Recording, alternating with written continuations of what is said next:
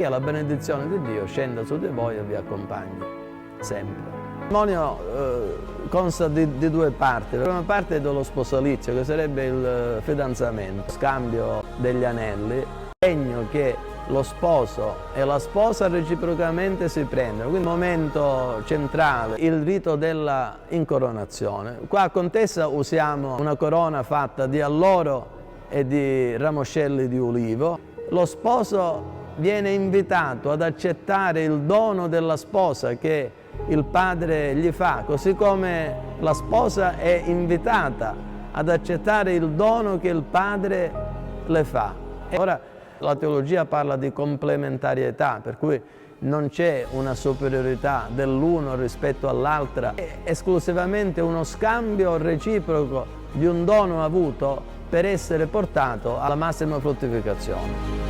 Il velo è rosso. Nella simbologia delle icone il rosso rappresenta anche lo Spirito Santo, quindi gli sposi sono coperti. Una forza che viene corroborata ancora di più dall'azione dello Spirito Santo. Nell'Evangelo un'espressione viene usata per 3 volte di seguito, sta a significare la pienezza del gesto che si sta compiendo, uno scambio trinitario che significa la pienezza di un dono ricevuto ed anche accettato. Il matrimonio è indissolubile, va bene, come lo posso io testimoniare con un gesto? Lo testimonio rompendo esattamente quell'oggetto che è servito di unione ai 2 sposi.